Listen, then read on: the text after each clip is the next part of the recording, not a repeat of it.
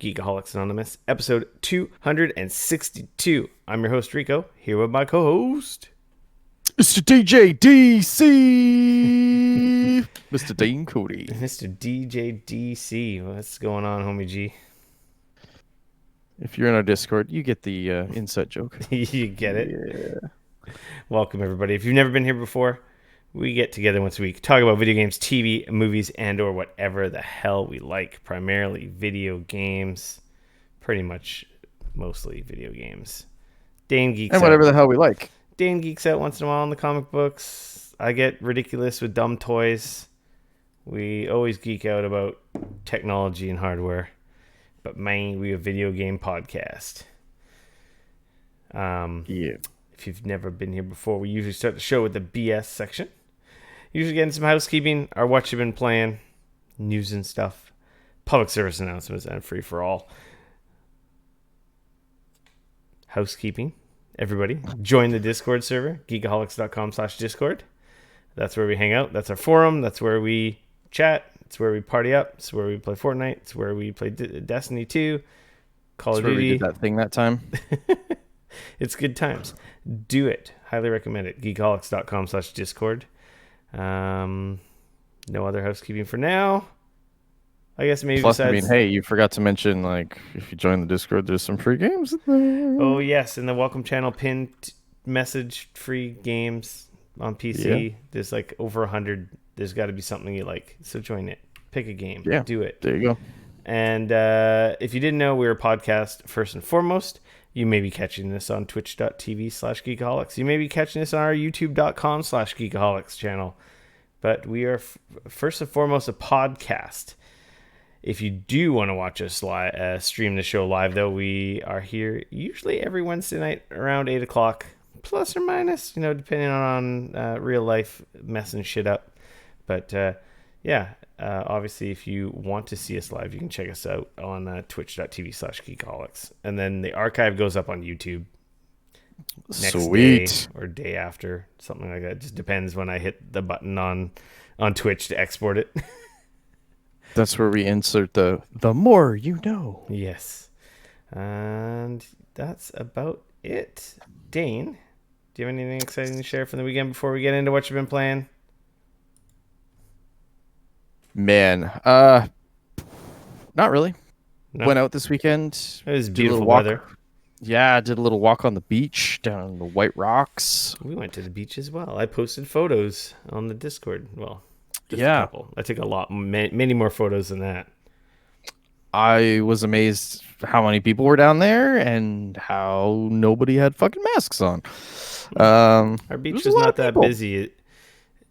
Did you see my pictures on the Discord? Yeah, your beach was fucking empty. Yeah. Well, we went to the cool, really, we went around the corner of this sandbar because it was so low tide. This giant sandbar island kind of appeared. It was awesome. It was a cool adventure. That's awesome. Our beach by our house here, it's just down the hill. It's maybe 4 or 5 minutes away. It's not very far.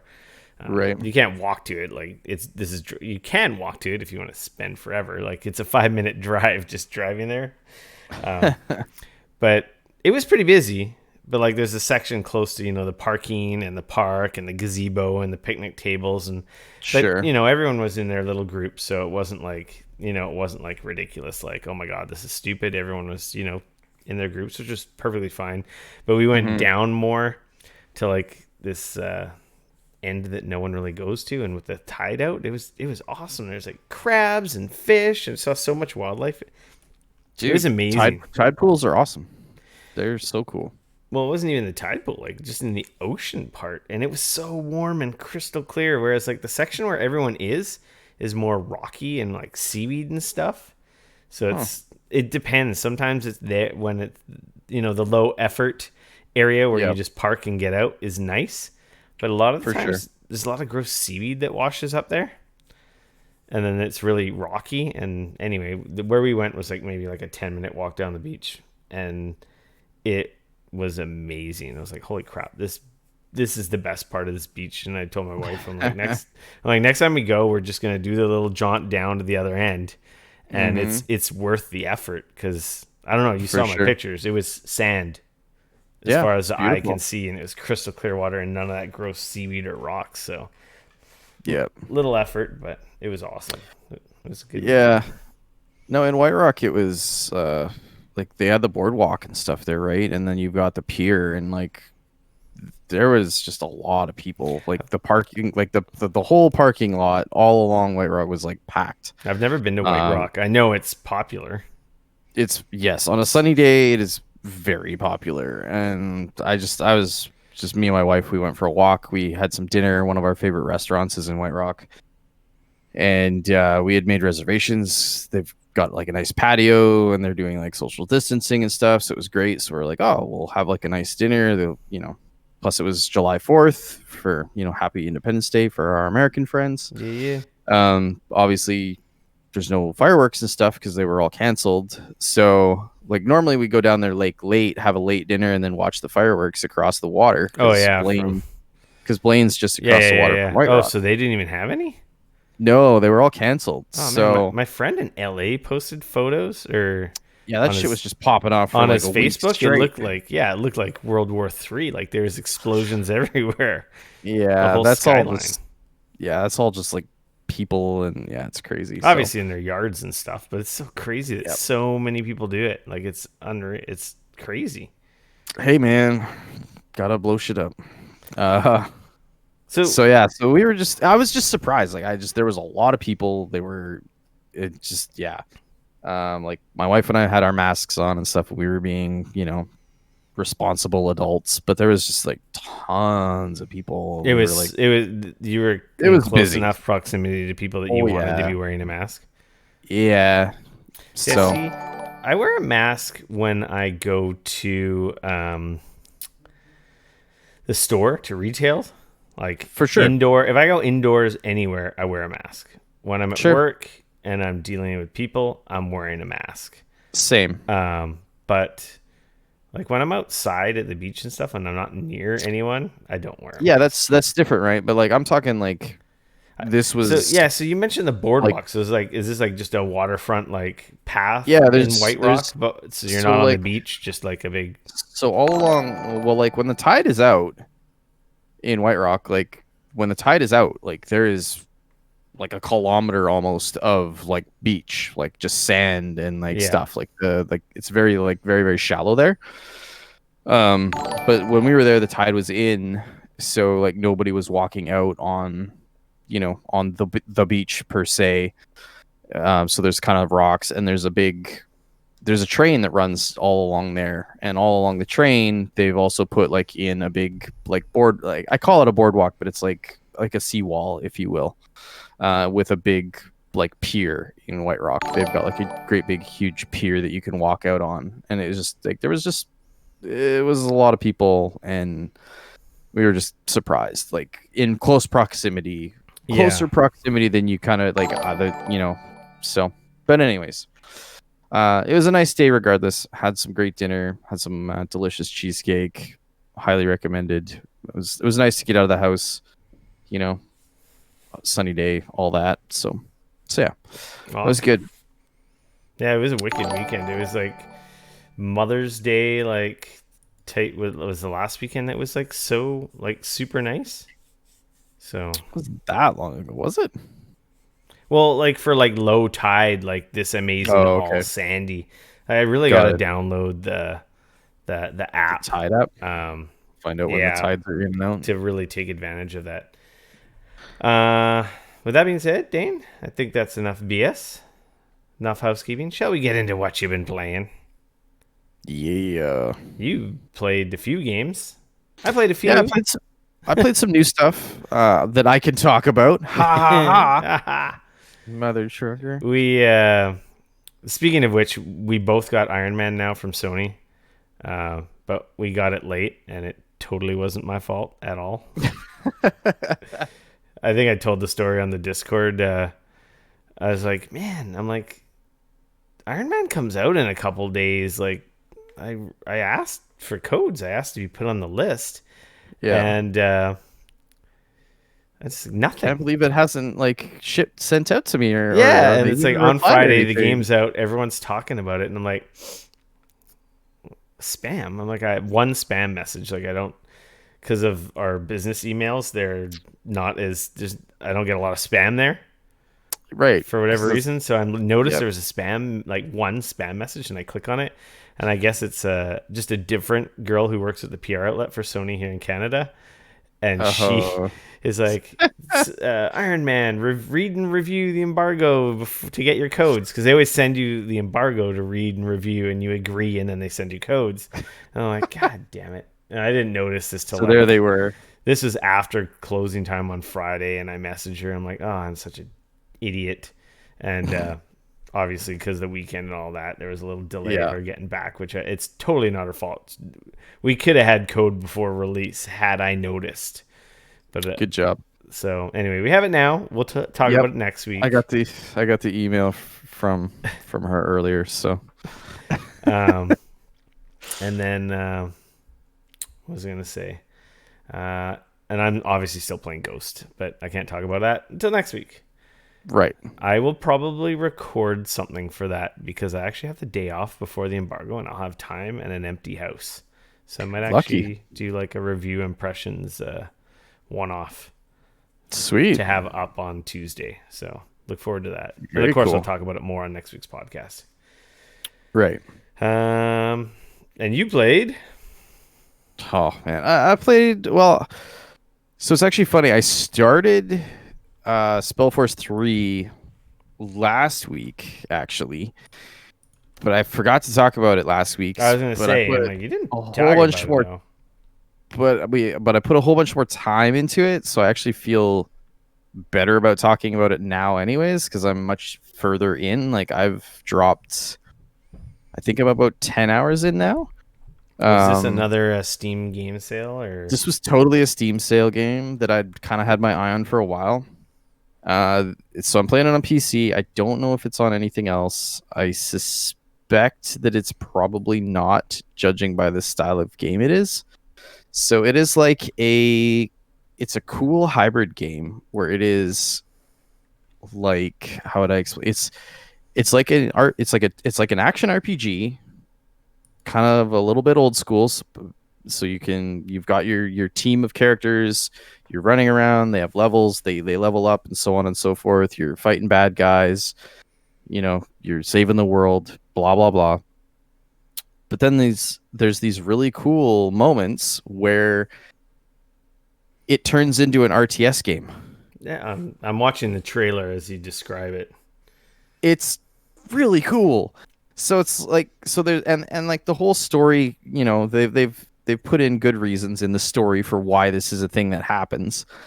But like it's a really cool mix of like real-time strategy stuff and RPG. So like you've got your team of characters, you're running around, you're doing some stuff, and then you come across, like for example, near the beginning, it's like you come across you know, a village, and there's like a town, and like stuff's going on, and the mayor's like, "Hey, can you like go take care of this like these ogres or whatever that are happening over here? I'll give you command of the town militia." And then all of a sudden it like turns into like our real-time strategy game, and you can like click on the buildings, you got to like build more units, you got to like expand your territories, grab outposts so that you can get more wood and gather food and like and all that. Like it's a full-on, you're pumping out units, you're directing them to go over there, and then your characters, they act like hero units, so they do like more damage. You can like kind of direct them, they have spells and like all that kind of stuff. And then you do the thing that you're supposed to go do, and then you go back and you talk to the mayor, and she's like, "Oh, thanks a lot, I really appreciate that was killer, blah blah blah." The story moves forward, and then it's like, boom, you're just back down to your party, and that's it. And so then you and your party like wander off and go continue on your quest. It works really well because it's like you're playing an RPG, but then you have this like, hour or whatever chunk, or hour and a half or whatever, depending on how good or bad you are, of like real-time strategy game where you're out there, you feel like a badass commander, because like a lot of these games, they tell you like, "Oh yeah, this was the commander so and so, and he or she wielded the sword and fought back all the orcs, and there were these battles and these wars and stuff, but you like Yeah. it's so small scale compared to like what they're talking about. So to actually be able to see like, hey, you're a commander in the army, you commanded troops, and then they're like, oh shit, like, do you want to command some troops? Because we got a fucking problem that we could totally be, use your help with. And so, boom, now you're actually commanding troops. Like a war is happening. Like it's cool, and it's neat because it breaks up the, not, I don't want to say monotony, because like I don't really find like RPGs monotonous, but it's a really cool way to go about it. It's a cool ass game. I'm really liking it. Story so far is, it's a high fantasy style RPG. You start off, there's a little prologue about some stuff that goes on, and then the game kind of picks up. You create a character, and it kind of picks up, like, I think it's like 10 or 15 years later or whatever from kind of the prologue stuff that happened. And so you create your character, and then it kind of kicks off. And so far it's been me and like one other character, and a bunch of, like I said, I don't want to give away any story in case anybody's like interested, but it's a neat story so far. I mean, I don't imagine that it's gonna like blow my socks off or anything, but it's that mix of gameplay. It's like, it's cool because it's like you're playing a kind of a loot shooter, like an action RPG, but with a group of players. You can pause the combat, so it's kind of like a little bit old school. It like the combat and stuff kind of reminds me a little bit of like like the old D&D Baldur's Gate style games. Yeah. Where That's it's what like it you can looks pause like. it. Yeah, you can pause it if you want. You can like set stuff up, and then you can like play the action again. Or you can just, play it kind of like an action RPG. And like I said, it's so cool, the mix of the real-time strategy. And like, don't get me wrong, it's not like this isn't, like StarCraft 2 levels of like perfection as far as like real-time strategy goes. Yeah. But it's deep enough, and like there's even a system in place where like you'll pick up blueprints throughout your journey, and those will allow you to have like upgraded units and things like that when you're commanding different types of armies. So like, so far I've commanded like an elf army, and I've commanded a human army. So like, there's a whole bunch of different things that you're doing, and reasons for you to command them, and it's cool. It's really cool. Like I said, I don't even remember how I came across it. It was on my wish list, and it's been there for a while. So when it was on sale during the Steam sale, I don't even remember what it is. It's like $20, I want to say, right now on the Steam sale. Maybe $18. So there's a few. There's also a few expansions and stuff. I believe they're standalone expansions, at least one of them. Yes, Soul Harvest expansion. Yeah. And I will say, like, I didn't play Spellforce 1 or 2. I know nothing about them, so I don't know how awesome or bad they are. I just jumped in on the third one. From what I can tell, there doesn't seem to be any reason why you would need to play the previous ones outside of being able to say you played the previous ones. The game looks cool. It's you can fully rotate the camera completely around, so it's not like, it's kind of that isometric Diablo view, but instead of it being locked like in Diablo, you can actually spin the camera around and stuff to get better viewpoints and things. Yeah. Which is awesome, especially for the RTS portions of it.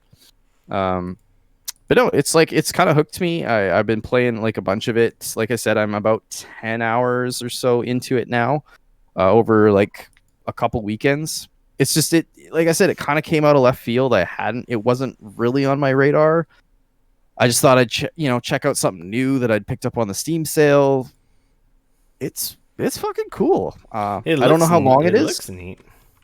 Like I said, I don't know how long it is. So like, I imagine it's pretty deep, seeing as like, there's a actual full on RPG in there. So, but we'll see. I'm gonna keep going on it, and there hasn't been any like glaring things that have made me, wanna throw my mouse across the room or anything yet. So far, it's been, you know, like, but like it could totally go that way, right? You know what I mean? Like in a game like this, if they would have done a poor job of integrating certain things, like it could really be frustrating. But so far, what I've seen is, like I said, it's like when you kind of go into that real time strategy style, your regular party acts kind of like hero characters.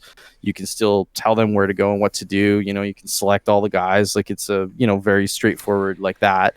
Um, but it's cool. It's really cool. So So it looks if like those are the average is 22 hours okay, so to yeah, I can see that. to beat Like, the main story. It says yep, 24 and a half for with the extras and whatnot. So not crazy. sweet. So, but yeah, so I've been, like I said, I've been plunking away at that, really enjoying it. It's just a cool thing. Like it's just like I said, it's like that. It's one of those unique hybrids that it makes a lot of sense. You know, it Yeah. kind of scratches both those itches, which is really cool. So I got a tiny bit back in Animal Crossing. okay, I wouldn't say a lot. Like literally when I but say you a but you're tiny. diving, you're Pardon? diving, you're diving. I'm swimming. I'm doing the July update. I'm catching Great white sharks. pearls and scallops, and I haven't got a great white shark yet. I got a hammerhead. Yeah. Okay. Well, it's not Um, quite but yeah, cool. I got into it because of the new update, the July update, and it's got the swimming stuff that they added. Right. And man, you swim goddamn slow. Oh, it's so painful. Okay. I updated everyone that I got a 5-star island, right, on the podcast. Did I say that already? Yeah. I couldn't Yeah. remember if You I did your did. humble brag. Yeah, though it's not technically done, and I think a 5-star island just really means you have a lot of shit all over your island set up. I don't think it even matters if it's set up very well. My island Yeah. is kind of nice, but I have a big section where like I really don't have anything going on. I've like run out of ideas. Like, I got the soccer field, the basketball court, the outdoor restaurant. Everyone's Oh, little fancy. everyone's got little plots of land with like fenced in yards, and I got my giant castle up in the corner, a couple levels up with my private Castle on the beach. hill. Yeah, with my private beach, my infinity pool, Ooh, look looking at down you, on baller all baller. my animal villager peasants. You just got to park your Tesla there and you're You know, golden, well, man. there's no Teslas in the game, so um, there's like I got like a waterfront gym for everybody. Got like a stage like for concerts, and I got some neat stuff going on. But I got a section where I got nothing going on. But I've just kind of lost motivation or like an idea on what to do there.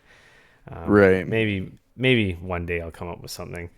But I jumped in to check out the new update, the swimming update, and it's neat. You can swim, you can dive down, you can catch. There's a whole other tab of shit to collect and donate to the museum. I Sure. just find that you just Your swim bag way needs to be too. expanded for all of the extra shit you're going to get. Well, no, that's not an issue at all. Like, and there's a huge area because you can swim around the whole island, and it's quite a lot Right. of space that you can swim around in. So basically, the whole thing is you put on your wetsuit. I imagine. I guess you got to put on a snorkel, and then you jump in the water and you swim along the surface very slow, and you'll notice like a shadow in the water and or Mhm. bubbles, and then you can dive Right. down, and then you got to try and like swim into this shadow that may or may not be moving. Apparently, some things evade you under the water that are harder to catch, Right. but it's slow.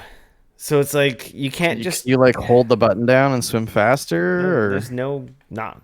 I don't know. I tried hitting the run button and like you can swim like you can hit the swim button and you paddle a little quicker, but like not really. So, okay. like to do a lap of the island essentially to kind of farm stuff, it's not going to be the fastest thing. So, it's not like you could just dive in and explore the waters very quickly because Right. you swim so goddamn slow. Um, anyway, I mean, I found, you got to keep a watch out for sharks, man. yeah, You know.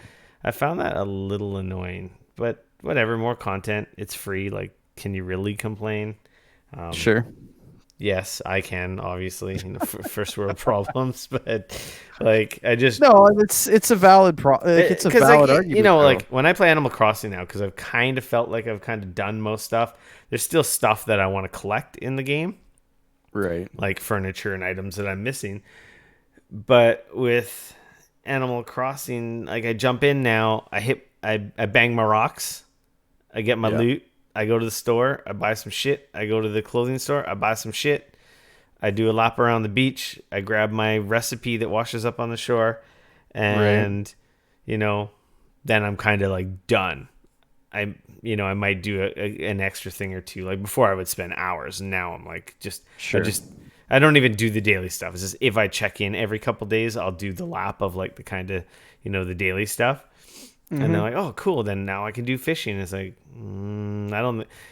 Fishing would seriously double the amount of time required, or not fishing, swimming would seriously double the Right. amount of time required to that little like kind of doing your daily chores in Animal Crossing. Um, Right. but whatever, it is what it is. Fair enough.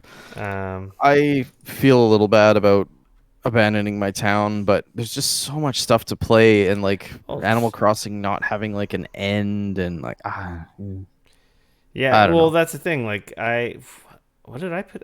I'm over 200 hours in that stupid game. Holy shit. Like it's mind-boggling. Like I knew I was playing it a lot, but I didn't realize I was playing it that a lot. Yeah. Because like I looked Yeah. at the clock on when you're looking at your friends list and stuff, it shows you like time. I'm like, where did this time come from? Like I could barely play anything, and somehow I played. I guess that's the thing with the Switch is you could be on the couch, you can be in between. Like that's the thing with the Switch, you instantly pick up where you left off, put in some time, put it down, pick it up, put it down. It's Yeah. instant, right? Compared to everything else where you need to either prepare yourself, deal with the chores, unwind, go to the other room, boot up the computer or whatever. Like with the freaking Switch, it's just instantly you're in, right? See, my computer's always on. I never shut it off, so it's instant. Yeah, there's still load times and being in the other room and saying "fuck you, family, I'm out."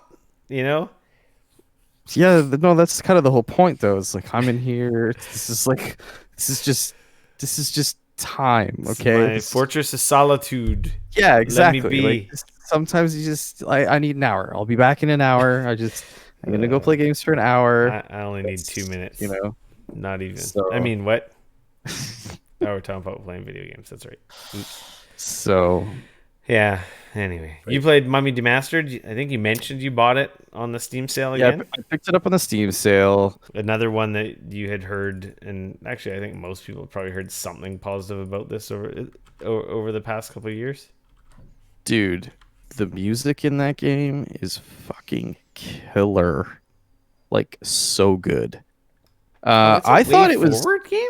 What? yeah, so it's a way so like I was kind of surprised by this game a lot actually. So Like it's I thought it was like a Contra sort of run across the screen, oh, it's sort a of one way. Metroidvania. Yeah. It's a way forward Metroidvania. I didn't know that. I thought it was a. Yeah. With shooting. It's not even so much a Vania. It's like fucking Metroid essentially. You start off, you're running around, you're shooting stuff, you're getting upgrades that allow you to go different places. It's There are a few annoying things about it. I won't lie. I think it looks fantastic. It runs great. I'm playing it on PC, but it's available for like everything.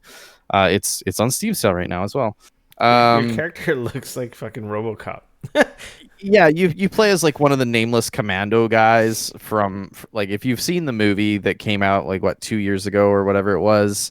This is sort of like a quote unquote movie tie-in where you're hunting like the mummy from that film, and this is kind of like a side story. It doesn't like directly dive into what was going on in that movie, but like there's some, you're chasing across and stuff. It's it is so much better than it has any right to be for like what I initially was like thought was just like a cheap movie tie-in. The music is killer. It's a way forward game, which is the same guys that did like Shanti and stuff. They did River City Ransom Girls. Like they're great at making like 2D side scrolling Yeah. styles of games. It literally looks like a Castlevania with guns. It is like it absolutely is. Uh, the one thing like I will say is there's a couple things that are a little bit annoying. One of them is you when you get hit, you do the like knockback animation, which like when there's a lot of platforming happening can sometimes like totally fuck you over.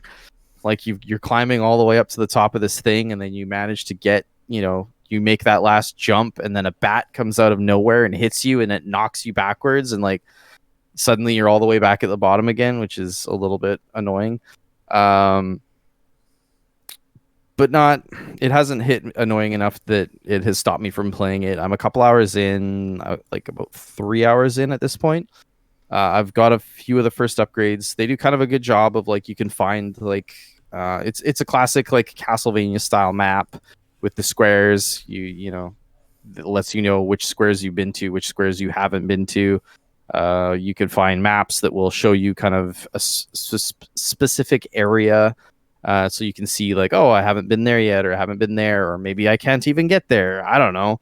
And that's the other thing that I do find it's those types of games have to be really careful because sometimes you can almost feel like you've seen or been everywhere, but you haven't managed to find that one room with that one upgrade to allow you to get to the next location. So you can kind of end up running in circles a little bit. Like if it's not, you know what I mean? Yeah. And I did run into that a little bit in like the second area where like I was like trying to figure out, I'm like, man, like I can't get there because I can't apparently jump to there, but I must be missing something because like everywhere to somehow get out of here seems like it's either in an area that I don't have an object to get. What am I missing? So it ended up with me kind of backtracking a whole bunch, which like is a little bit annoying, if you know what I mean. Like, Yeah. but then of course I did stumble across the room that I needed, and I found exactly the like, oh, this allows you to hang from the ceiling and like walk across, essentially like stick to the ceiling, and and I was like, oh, well, that's the thing that I needed to get to the next area. So there's definitely a little bit of that, but it's like a damn good Metroidvania. Like it's a pixel art style, like it's kind of almost like a 16-bit style kind of pixel art shooter, and it plays really well. The controls are really tight. There's a whole bunch of like enemy varieties. Like there's a couple different weapon upgrades already. Like I've unlocked like a grenade. I've unlocked a couple like ammo like boosts. I've found a secondary rifle that like does more damage, but it has ammo versus like the gun you start with has infinite ammo. You can just spray all you want. It's cool. It's a cool game. If you were like looking for, I don't know how long it is. I've been playing for 3 hours, and it says that I've unearthed about 17% of the map.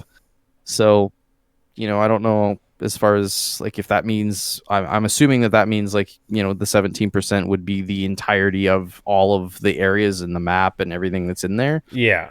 But like honestly, like I said, it and the music, I gotta say, the music in that game is fucking killer. Like it's so good.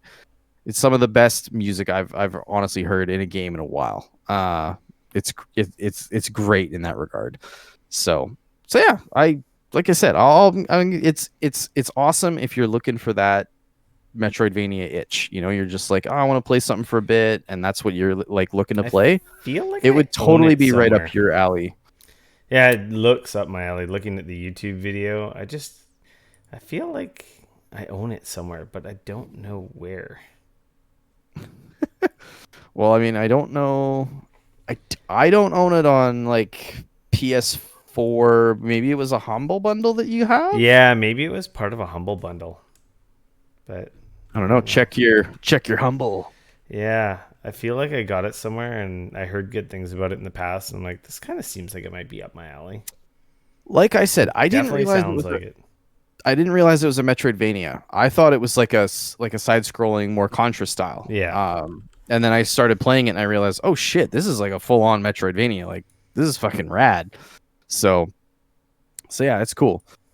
It's Sweet. not easy. It's definitely got a difficulty curve to it. It definitely feels a little bit old school in that regard. So, you know, I will throw that out there. But yeah. Nice. So And then you also played the Mortal Shell beta. yeah, I saw on Twitter these guys dropped. I guess they had been sort of slowly doing something with the beta. For anybody who didn't know, Mortal Shell was shown off in the Xbox Series X. I guess they're like their first. What was it, like their indie or their third Yeah, it was like party? their Their X third party Series stream that they did. X. Yeah, the one that everyone Yeah. got heard about. So like it was shown off there. That was kind of the first time I'd seen it, and I was like, oh, that, out of the stuff that they showed, I was like, oh, that one looks kind of interesting. It's quite pretty, and I don't know if it's gonna be up my alley or not. So anyway, so they have Looked been super doing a cool. beta, and I guess they decided that due to demand, that they were just going to open it up for everybody. So they just opened it up for an open beta on the Epic Games Store. You could just go there, click on the store page, and then there's a beta tab. So you just click on the beta tab, and it was free to download.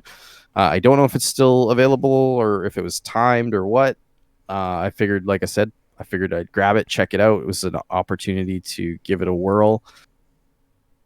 That is a very Souls-like game. The Souls like. Well, yeah, like there's different. I feel like there's like kind of ranges of like Souls, right? There's like the Souls games themselves. Yeah. Then there's the more kind of like Bloodborne, which is like it's the very Souls-like or it's very Souls adjacent, but it's kind of its own thing a bit. And then you've got sort of the Souls Light, which is, like you've got a couple of the other like kind of games that came out that were trying to kind of invoke the Souls style game, but maybe they weren't quite as hard or whatever.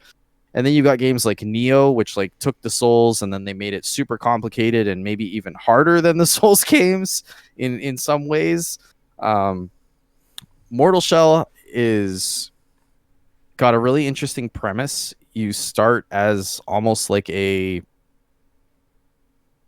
being of some kind. You wake up in sort of I'll call it the underworld for lack of a better term. You wake up in the underworld. There's like a very brief sort of a tutorial where you manage to pick up a sword. It teaches you how to move. There's a dodge button. Of course, you have a stamina meter like you always do in these types of games. So when you dodge or you swing your sword, all that stuff takes up your stamina.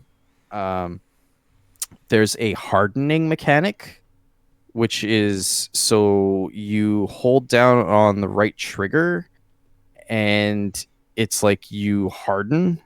Oh yeah, And I'm watching a clip here. You like kind of turn into a statue almost. yeah, and that's kind of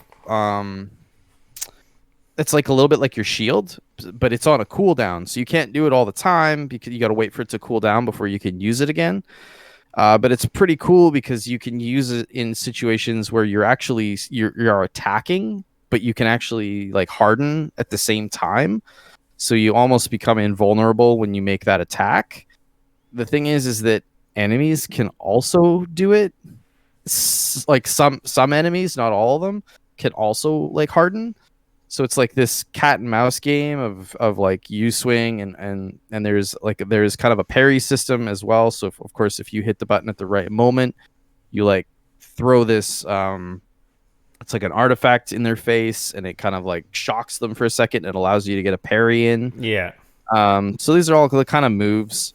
It's super hardcore Souls game. I played it for like about an hour and a half, and I won't lie, like I barely made it into the game. It's very like your movement is very deliberate, your swings are very deliberate. It's animation locked, so you have to wait for your animations to finish before doing something else. Very much like a Souls game.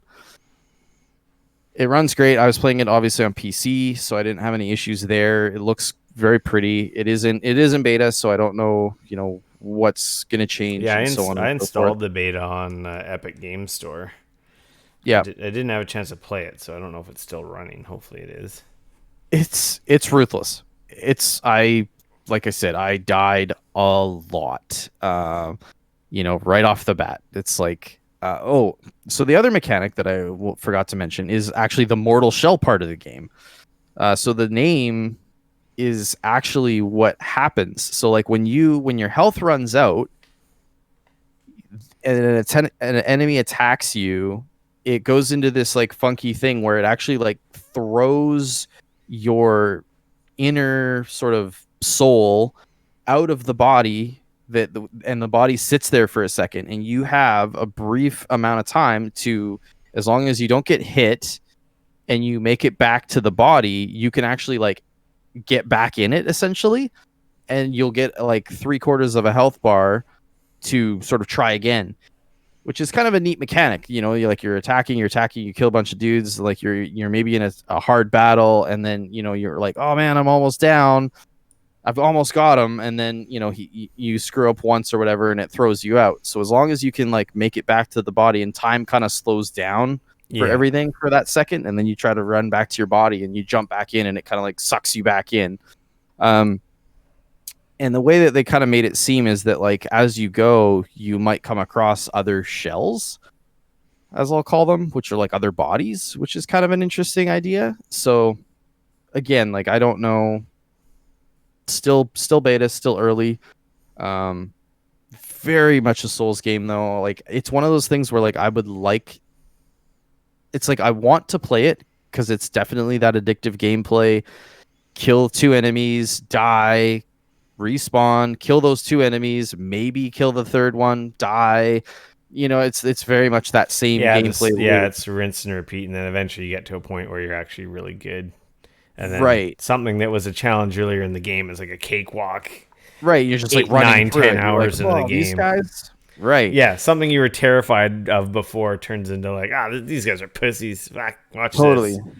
this. But the problem that I have is like I just don't have time for that. And it's the same problem I ran into with Sekiro, where I Yeah. played it. I would sit down and I play it for 3 hours, and I enjoyed my time with it. Sekiro, But or I you mean was Neo? sorry, Neo, and I enjoyed my time with it, but I didn't get anywhere. I was putting 3 hours in, and I hadn't even got halfway through a level. And it's like, and there's how many levels? There's like 20 some odd levels. I'm like, fuck, it's gonna take me 100 hours to beat this stupid game. Like it, and that's the problem that I have now is like those are the types of games they don't respect my time.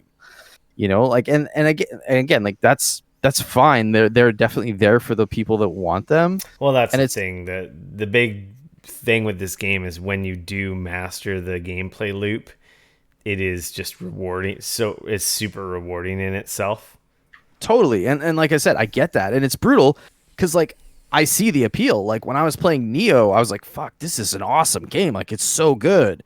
It's hard as hell, and I'm dying all the time, but Yeah. it's also like super addictive. And when you do, kill that boss after the hour that you've spent on it, Or not. you're like, yes, you feel so good, that high. You're like, yeah, you motherfucker, I finally killed you. Like it's great.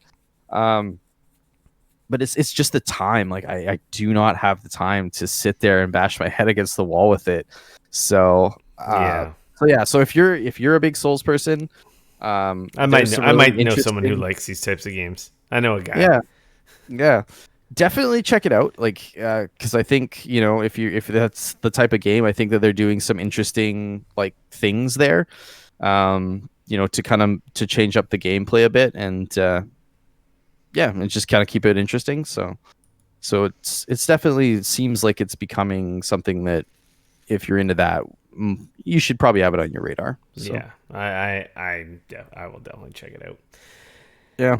Moving along, I think that's it for what you've been playing, Dane. Shall we get into some news and stuff? The news. Stupid ad blocker blocking me from reading the news. Jeez. This story from Eurogamer. by Vicky Blake, is Breaking Bad's Giancarlo Esposito's huge video game project Far Cry 6 ? Giancarlo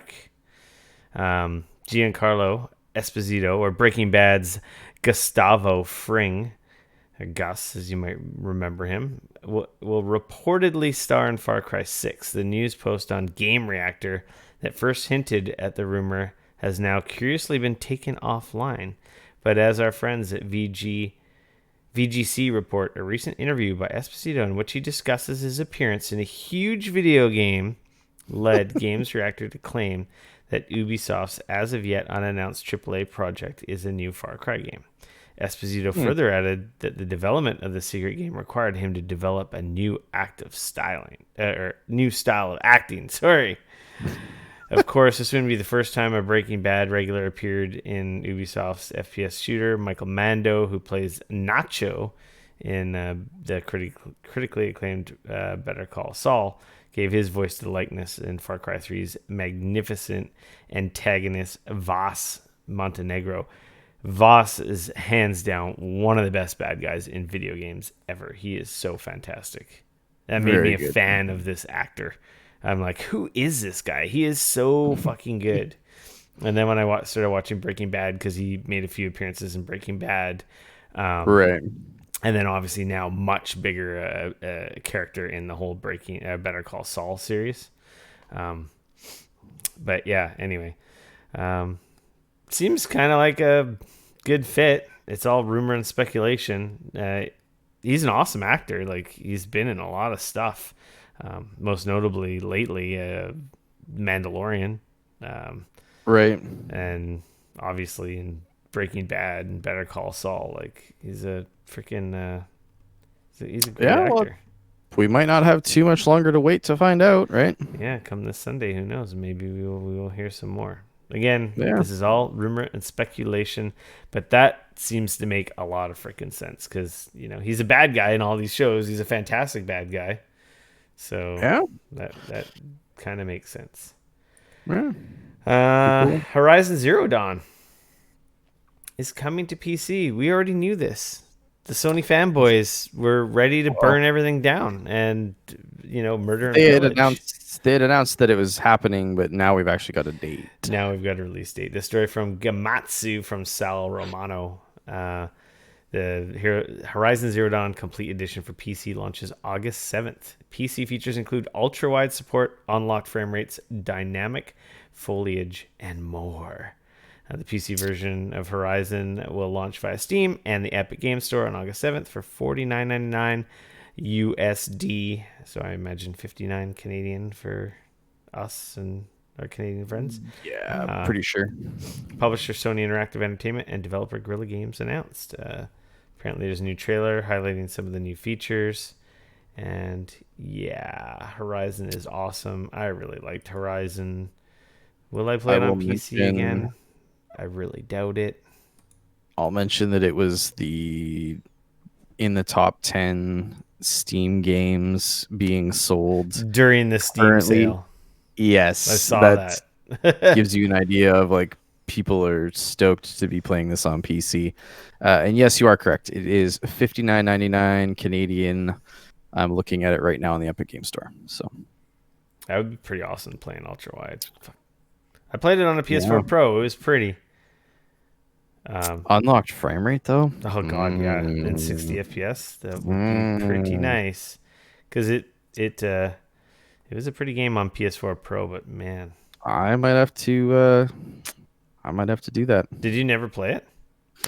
I own it on PS4. I played the first like 2 or 3 hours, and then the Switch and Zelda came out, and I never went back to it. Like that literally a week later, it was brutal. Or it might not have even been a week later. I think it was actually like the other way around. No, it was like I think it was. I'm pretty sure like it was Horizon came out. Yeah, I think like Horizon came out on like the Tuesday, and then the Switch and Zelda came out on like Friday or something. Like it was super close. So I own Horizon. Like I said, I started it, and at this point, I could easily restart it on PC and not really. Maybe we'll be lucky, and it'll be on our Epic press accounts. Oh, that would be cool. That would be. then I could see myself playing it again. For sure. So With the second one coming out, I don't know, but fantastic game. If you missed it, like, and you've got a nice PC, I highly recommend you play it. yeah. With that being said, Dane, shall we move along? Sorry, Move I lost the move it outline. along. Where are Move we? it along. Outline. Microsoft, Take-Two, Yeah. EA, and Activision interested in Warner Brothers acquisition. This story also from Gamatsu, from Sal, once again. Microsoft, Take-Two, EA, and Activision interested in Warner Brothers Interactive, but no deal is currently imminent. Microsoft, Take-Two, blah, blah, blah, all expressed interest in a potential acquisition of Warner Brothers Interactive Entertainment, the games division of Warner Brothers, according to the information, which cited people familiar with the matter. I love people familiar with the matter. You know, But we don't want to go on record as you know, kind of like anonymous sources or protected, just people familiar with the matter. It just sounds, it's kind of funny. Anyway. However, Warner Brothers parent company AT&T has yet to decide whether it will sell the business, but is weighing the possibility in order to pay down its $154 billion in debt. Yikes. That's what you get when you buy frickin' Warner Brothers. Like, what do you expect to happen? Like, you're going to take on debt. Like, I think their debt is from other sides of their business, clearly. But well, right now the debt is we want to make all these movies and we want to release them in the theater, and guess what? Nobody's going to the theater. No, yeah, there's I can only imagine how much money is being tied up right now in all of that, or in pre-production, or productions that are on pause. I can't imagine myself going to a movie theater like till at least next summer. We have like a small local one that has like reopened. They're showing like some older films and stuff. And of course they're trying to do like the don't worry, we've blocked off lots of seats so you can only sit. Everybody has to be, and it's like, but really, like, you're stuck in a, like, I don't like you got to wear a mask the whole time. Cineplex opens like this weekend or this week. It's like $5, even for $5.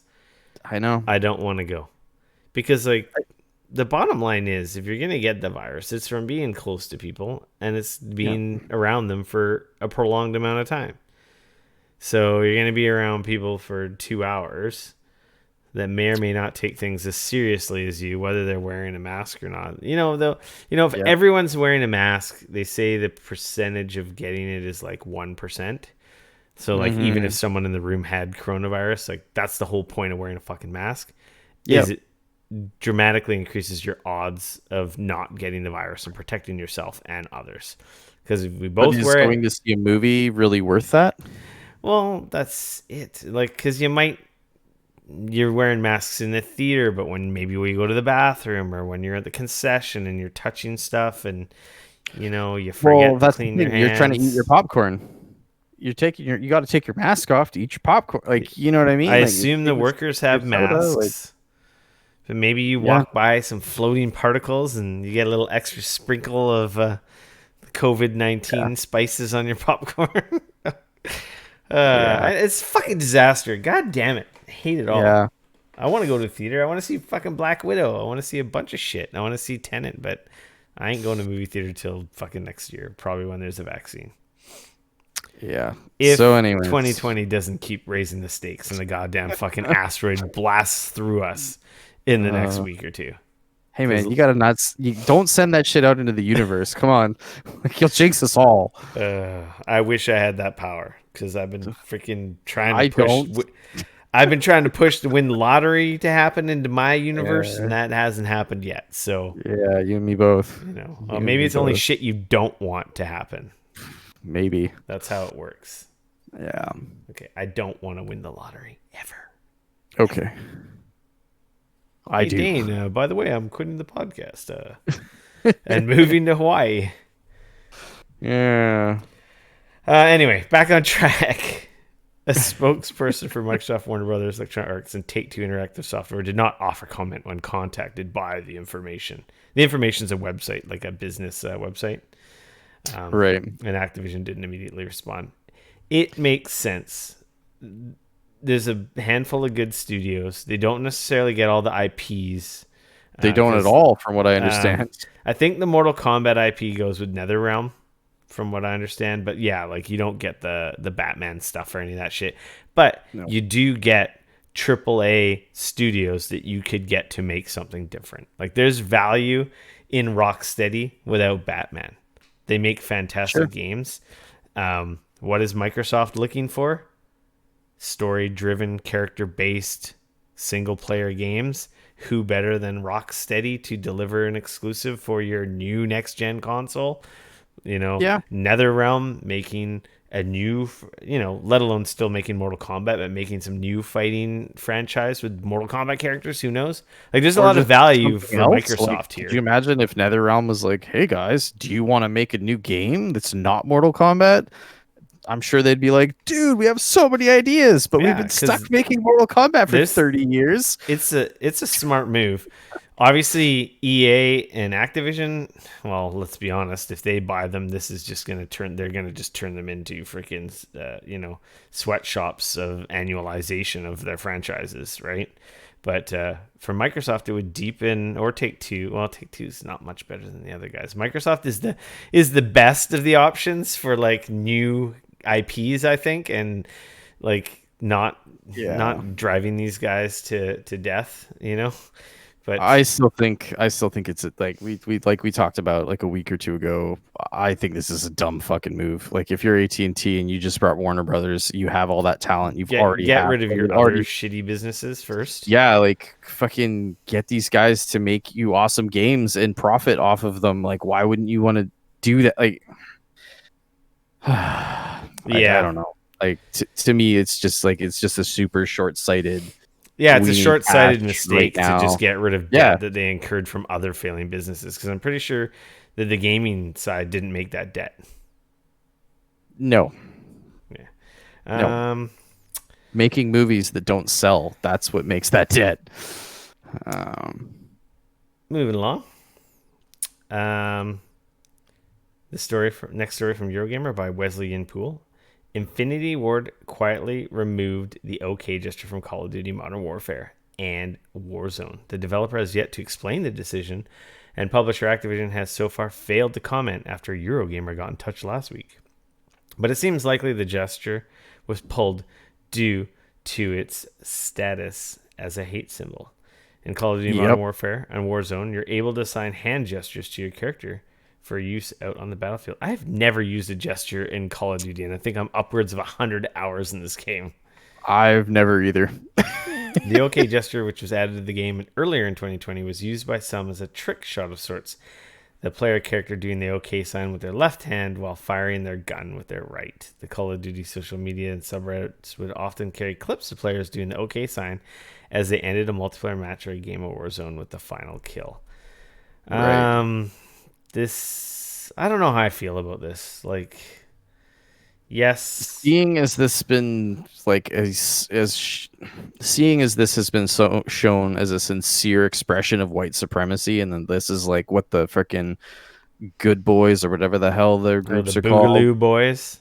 Yeah, when they're all in a photo together, all doing the exact same jet. Like, what is it? It's like this, right? Like, yeah, or like I don't know. Anyways, I'm all for it. Like, fucking get that shit out of there, especially if it's going to be used by people who like, I don't know. I just with all the nonsense going on. Yeah, like if it's being used and people are putting any kind of like that in behind I'm looking at the get it symbol. out of there. Like, have you ever done that as an OK? I've never done that as symbol as an OK. So like, I don't see how you've never been like nice, like sweet. Yeah, dude. but when you do nice, you do it like this, nice. Yeah, more like you don't have the three fingers spread out. So I don't really. I never have personally. So to me, I'm not too upset about it being gone, especially with the new, connections to douchebags and fucking idiots. Let's be honest. Yeah. So that's my thoughts. Like, take it out of. And seeing as I've probably never even used a gesture in Call of See, Duty, it see, really before makes I a read this difference to me. story, I didn't know what the OK symbol was. I thought it was just like this, like just the circle, or like just like something totally Right. different. So to me, I'm like, oh, this seems like it's going a little too far, but that's not the symbol I thought it was. It is something different. I could kind of see how the symbol kind of like it looks like when you're looking at it when someone's showing it to you. It could symbol like B's for Boogaloo Boys, which are fucking idiots. So good riddance. Good work on them for getting rid of it. Yeah, No harm. Like it's a stupid fucking gesture. Like who cares? exactly. So, like That's my thought. it's less harmful. Less harm. You're not harming anyone by removing it. Like it's just get rid of Nope. it. Halo 3 hits PC via the Master Chief Collection next week. Um, Finish the fight. This story from Eurogamer again, from Wesley again. Halo 3 hits the PC via the Master Chief Collection on July 14th, 2020. Microsoft has announced Halo 3 has been optimized for PC with up to 4K UHD and 60 FPS support. You can also expect customizable mouse and keyboard support, ultra-wide support, FOV customization, among other PC-specific features like awesomeness and being awesome and looking the best. What? Hell yeah. That's not part of the story. Cool. I wouldn't mind to see Halo 3. Man, I gotta play Reach. I really want ODST to come out. I want to play ODST, and I'm gonna play it on PC because I never played that one. Oh man. At this point, I've actually played all of the Halo games Yeah, now. you've been blazing through them. So as they've been releasing them, I've been playing them. I mean, they're not that They're long. not. They That's the aren't nice that thing, long. right? Like Halo 3, I remember playing when it first came out. Me and Vert, we sat down, we played through it in one sitting. Like it was only like 6 or so hours. Like Really? it wasn't. Wow. Yeah, I don't remember it being that long. I feel like Maybe a it was little longer more. than that. But we sat down and we played through it in one sitting and beat it. So like we played co-op together on Xbox 360. Yeah. It's a fun game. It just I don't remember it being overly long. So This next story, also from Eurogamer. Can you tell I was putting the outline all last minute through the RSS feed and didn't get much farther than Eurogamer? Uh, this also, or this not also, this also from Eurogamer by Martin Robinson. Sega unveils a mini arcade cabinet loaded with 36 of his greatest hits. Sega's 60th anniversary celebrations continue with the announcement of another mini console, and this one is likely to have a bit more appeal than the eccentric and diminutive, I can't even say that word, diminutive Game Gear Micro that was unveiled earlier. Oh, God. I forgot about that thing already because it was so dumb. Like, why 4 games? Like, seriously. 4 colors, 4 different games. Get out of here. here's a question I've got. So like, does this not feel like classic Sega, where like people figure out something good, so then Sega does one, like they did the Genesis, they did it right, and it was great. Yeah. And now they're like, let's milk the shit out of this. We got Game Gears, we got arcade sticks, we got like, it feels so Sega. You're just like, yep, Sega didn't even learn their lesson back with the 32X and all that nonsense. Yeah. Nope, they're gonna do it all over again. Let's go. The Astro City Mini is a scaled down version of Sega's iconic pieces of arcade hardware. Those like Japanese arcade cabinets, which I would Yeah. love to have one of those. Will feature 36 of its arcade classics. It's unclear exactly what those 36 games will be, though an early list has been spotted already, and it seems the announcement was made a little too early. It popped up on Game Watch this morning and was handily pounced on by Sega before being taken down. Golden Axe, sequel, Revenge of Death Adder, joined by Virtua Fighter, Fantasy Zone.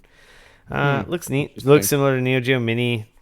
It's got like USB ports. They've got an external controller. It's got a built-in screen so you can play it portable. Well, sort of portable. It's got HDMI to hook up to a TV. Right. Yeah, so it's due No out at the word end of if the this will even come out over here or not. Yeah, it's due out at the end of the year. They haven't said anything about North American version, but On Eurogamer, they're saying it's around 100. Is it 100 pounds? Yeah, 100 pounds, which is about $170 Canadian. Yeah, that's what Cheeks on the Discord or texted me. He's like, "Hey, if you get one, let's get one and split the shipping." I don't know. Almost 200 is. I want it, but I don't know if I really want it for $200. It was That's 100 or 150 is kind of like my top rate. Top. Well, maybe they'll do an American version. I don't know. We'll see. that's how I It's feel neat. about the TurboGrafx 16. It's That's like now that they pulled out of Canada, I have to order from the US, and now I've got to ship and pay the duty and yeah. It everything was like else. By the time it was like 150 I did the bucks or math, something. yeah, it ended up being like $170 Canadian or Ugh, something, and I was like, "Ooh, I don't want no, one that bad." no. Like, Like I want it for around $100.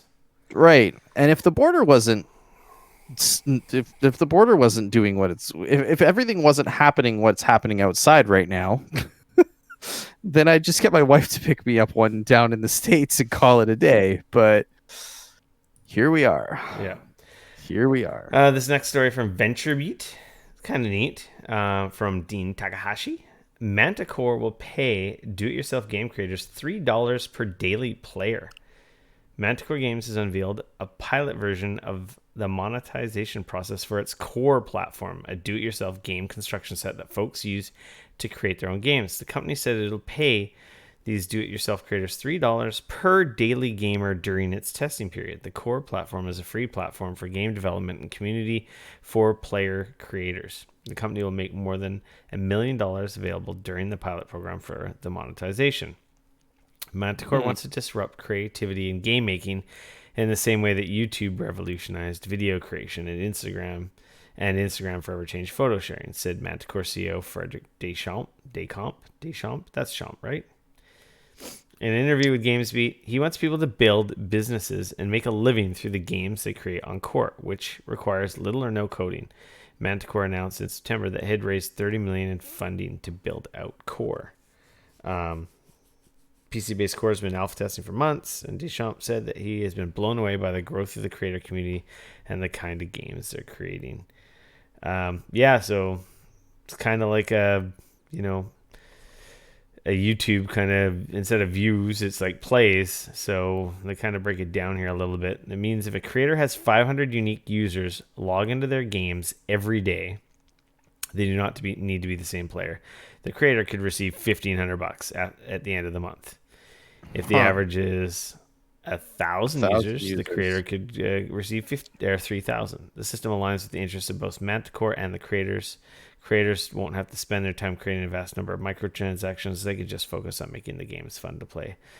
So, that's kind of neat. So it's like their own game engine, though, is what I'm understanding, right? Like this is almost like their version of like Unreal Engine or Unity or something. Like kind of dreams almost too. Like a yeah, game to make games, right? I don't think yeah. it's It's like so difficult like a Unity or something like that. I've never actually played with it, but I know the guys at Kind of Funny, Greg and them did some sponsored streams of it. I think right. a month or two ago.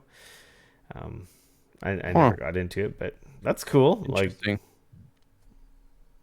make some money making games without a Yeah, huge investment or like needing to know coding. I can see this being really handy if you had like a game idea and their core engine or whatever was easy to actually build that idea. Yeah. You know, like this would be a killer way to just get it out there, and if people liked it and your idea was decent, then you might make some money. You know what I mean? Like I could see it being really good for stuff like Yeah. that.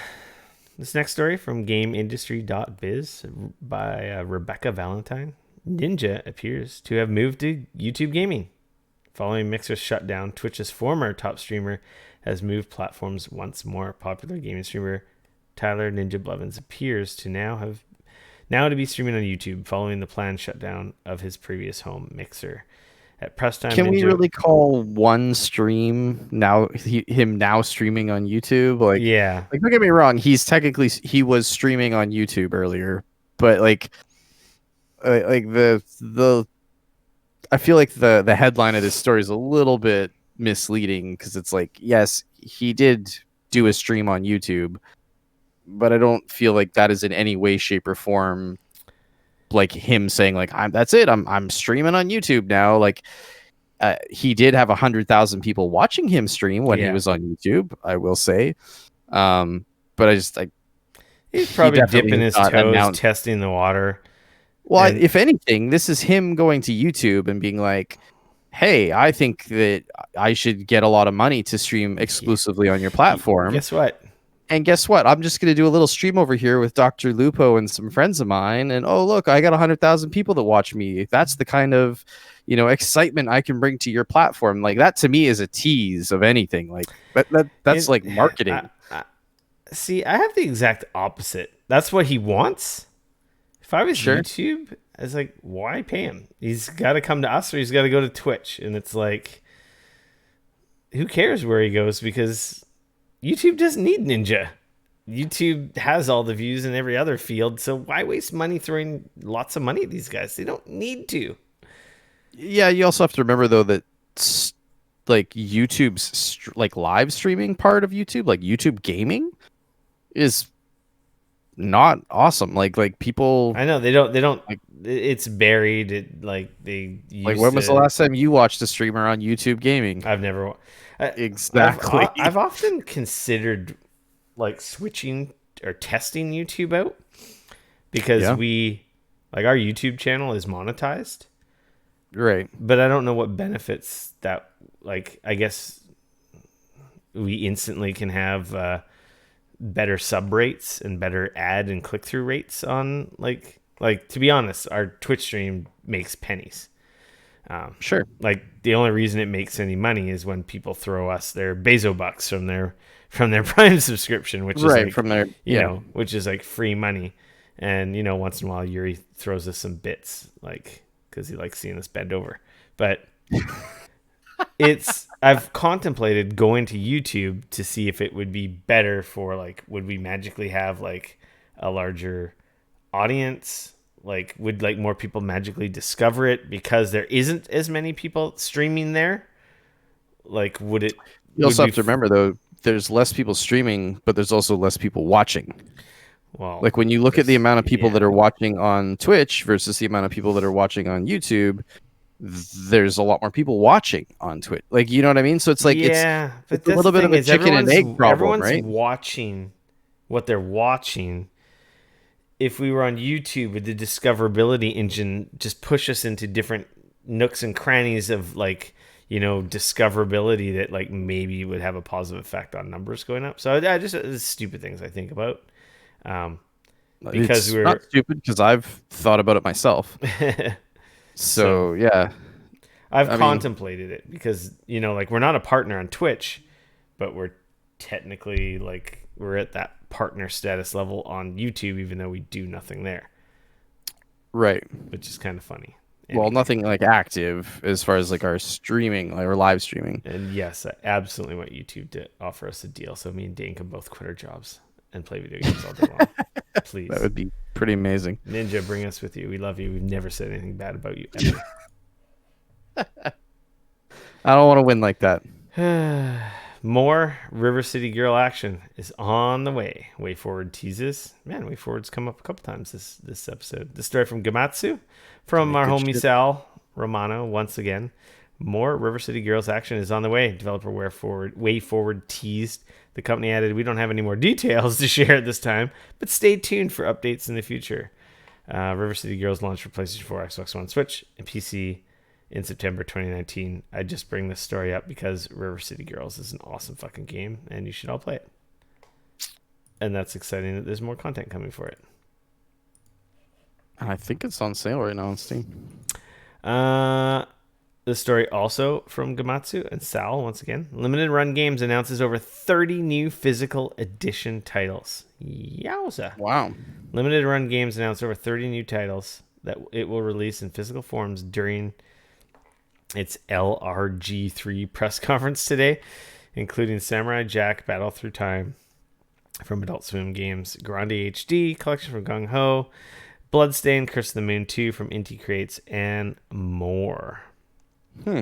Star Wars Episode 1 Racer, Katana Zero, Towerfall Ascension, The Space Channel Mummy 5. Demastered. Look at that. What's that? Coming to the PS4 and Switch as a physical title if you want. The Mummy Demastered. Yes, that was also announced there. Castlevania Anniversary So, Collection, ooh. Return of Obra Dinn, Hmm. Growl Mark of the Wolves, Super Meat Boy Forever.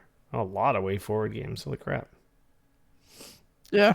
I mean, if you're into buying like physical and you want Yeah, those collectors, I like know a couple people that still have, problems and only buy physical, but hey, it's cool. They make those niche games that are otherwise only like, most of those games are digital only, so yeah, like it's nice to have the option for, when the asteroid destroys half the planet and the network goes down and you can't play your digital games anymore. You could at least play exactly. your physical game and loathe it over your digital only dead friend's corpse. Still Wow, playing my that games, mother. seems really dark. Uh, I don't. I hate way to physical keep because it I light. travel. What's that? Way to keep it light, man. I hate physical. I like physical and I hate physical. The only thing I like about physical is the box on the shelf to show off and remind me that I have those games, as Right. opposed to the hundreds of games buried in my hard drive. But like, I hate physical because then I got to go get the fucking box and get up and pop it in and pop out the other one. Whereas if I have Yeah, digital, I always have my games with me. I log in another console, I have my games with me. I bring my Switch with me, I have my games with me. sure. I have physical. It's like, God damn it, I forgot Mario Kart 8 at home and I have, the Pokemon drawing game. Like, God damn it. So I agree on all of those points, but the one thing, I will say is that at least with physical, you actually own those games. Like you can Yes. put them in a console and you can fucking play them, and that's that. Like, so Theoretically. even if you didn't have like you said, if the internet was turned off or Nintendo or whoever decided that's it, we're out, bitches, you could still put that game in your console and you could still play it. And that's God you know forbid your DVD drive doesn't die on your PlayStation 3. exactly. Um, but you know what I mean, right? Like Oh, of that's course. Of like course. that's the thing. Like because when you don't buy them physical, and I mean, I don't even know technically if even buying them physical, you quote unquote own them, but at least you can play them if you were suddenly unable to do so digitally, Oh, right? if you had no internet. Yeah. Or the game So, got canceled because, why not? sure, sure. They can't cancel the physical versions. It's in my house. You can't Yeah. gonna show up and take it out of my cold dead fingers. Moving along. PlayStation news. Naughty Dog condemns harassment as The Last of Us 2 devs face death threats. Um, This was gross, yeah, this man. story from Eurogamer, from Wesley, once again. My man Wesley. Naughty Dog has condemned harassment after a weekend in which The Last of Us 2 developers revealed death threats. Although we welcome critical discussion, we condemn any forms of harassments or threats directed towards our team and cast. Naughty Dog said in a tweet, their safety is our top priority, but we must all work together to root out this type of behavior and maintain a constructive and compassionate discourse. His statement comes after voice actress Laura Bailey, who plays Abby in The Last of Us 2, took to Twitter to reveal disturbing death threats received over the role. While The Last of Us 2 has been a critical and commercial success, the discourse surrounding the PS4 exclusive has been increasingly toxic since part of the game was leaked ahead of its release.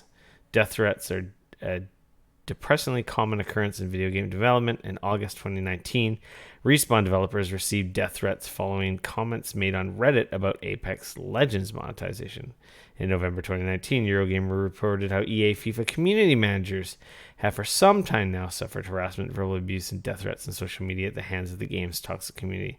There are many other examples of developers receiving death threats over the years. Naughty Dog's development chief, Neil Druckmann, who also took to Twitter to reveal vile, hateful, and violent messages, bemoaned the harassment Bailey has faced. As the people that propagate this kind of hate would say, how stunning and brave, Druckmann said on Twitter. I hope these gamers get the mental help they so clearly need. Unfortunately, this is now the cost of making popular entertainment that challenges conventions. Laura doesn't deserve any of this. Head of It's place. crazy to me because like people don't they didn't even seem like they were able to disconnect the fact that like the actress was freaking playing a character In a like I video understand game, you're which is upset not about real. yeah, like I understand you get upset about what happened in the game, you're emotionally attached, whatever. But then to go to find the actress and you're like, I can't believe that you would do Did that. Like, are you Did you fucking see the crazy? Like, the fucking yeah, tweets that I people tweeted to absolutely her? did. They The were brutal. yeah, no, she showed some of them on Twitter, and I could not believe that like who is how do you even do that to somebody else? Like I cannot imagine writing something like that to do that. It's crazy to me. Like no, like we need love and welcome to Stacy and all of her people that are crashing Yeah, our party right jeez. now. I just Huge shout out. I just We noticed appreciate that. all the love. Love you, Stacy. Yeah, thanks for the Everybody raid, in Stace. here, go follow Sorry. her. Sorry, podcast listeners. Just going off the rails a little bit here as we get raided on the Twitch chat with a bunch of people. Stay a while. Listen.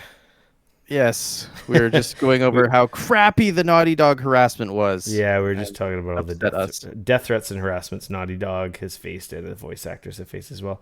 I think it's gross. It's like, when everyone hated Joffrey on Game of Thrones. They Yeah, couldn't like I said, it's like disconnect they that he can't was just right. a character. Like, Yeah, fake, like he's not he's even a real. kid that was playing a role. Like And people wanted and yeah, to kill him in real life yeah. because it's I mean, something like he I did guess on a on one show. hand, you could say like I guess I did my job really well. Like that people were that upset that they wanted like, but at a certain point, it's like that's got to be scary for you. Like, It's sad. The thing that sucks is I really wish like YouTube and Twitter and like all these social media type sources like took the reporting tools seriously. Like, because the reason people do these threats is because they feel like there's no recourse, there's no consequence. Like, I can say F yeah, you, it's Rico and anonymous. Dane, I hate you guys, I wish you die because you're PS4 supporters, or that your family gets cancer, or I'm gonna find your house and burn it down, I'm gonna kill your, like, are you fucking kidding me? Like, that's got to be like anxiety inducing. And then just like, you should be held like accountable for saying shit like that. There should be consequence for that, because that is not cool. That No, is not free and like the speech. thing is like I guarantee you that like none of those people, if they were, none of those people would say that to her face. Yeah, Nobody, but none the of thing them. is whether none of them would say it to your face. Who knows? Maybe you've got someone with mental issues and they actually mean it. Like, that would be Well, no, that's pretty. always the concern, right? That'd That's be pretty why this stuff goddamn is scary. yeah, So and then that's why who this is loses out? like that. Who loses out now? So, okay, I'm going to still make video games. I know I'm going to get death threaded. I know I'm going to be hated for playing these roles. But now I'm not going to go to cons and I'm not going to meet the fans who love me because I'm paranoid, because someone out there said they're going to stab me when they see me at Comic-Con, or they're going to stab me when they see me at PAX. Like that sucks. They ruin it for everyone, and they're fucking terrible human beings that need help. And I feel like there should be consequence for that shit. It disgusts me. I read those tweets and I was so angry. Like, Yeah, and like they shouldn't. people need Shouldn't be help. doing that. It's People need okay to help. be upset. It's okay to not like The Last of Us 2. I didn't call it a perfect game. I had issues with it. I said it was too long. That was a lot of complaints with people who had complaints, right? Yep. And there's other sections of the games, without spoiler, that I think could have been ripped out and were unnecessary and, diluted some of the message and whatnot. Like, it's not a perfect game. It's a very good video game, but Sure. the story has some ups and downs. It's an amazing story. It's masterclass, like, storytelling, like acting, voice acting, the quality of just the package as a whole, like graphically and every facet of it is just unreal. You know, above everyone else out there. It's like top notch like game development. Like it's a Right. masterclass game from that standpoint. But it's not, to me it's still not a 10. But like when you look at it, it's like holy shit, this is just because it's the most amazing looking, acted, animated, cutscene, developed, published, polished game ever doesn't mean it's a 10, right? Sure. But and then people are mad because of the content or like the agenda or the characters. God forbid you have the main characters in the game are female. Like what the hell? Like women are part of this world. Not everything is bald space marine. Like get over yourselves. You are not a video game character. No video game is about you. You are pretending to be someone else, something else, right? Like, and you can't be mad about like I don't know. It drives me nuts. People also need to remember it's a video game. Yeah. Ladies and gentlemen, it is a video game. Let it fucking go. Yeah. If you're Move on. if you're the type of person that do these kinds of threats or like to people, just don't be part of our community. Just like seriously, like I don't care. No. We don't have millions of followers or thousands of followers, but we don't need people like that. We don't need negativity like that. Nobody does. No. It's okay it's okay to be mad.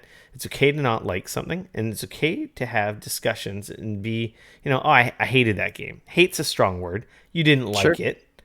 You can still use hate to describe, oh, I hated that game. It sucked or whatever. That's your opinion. That's okay.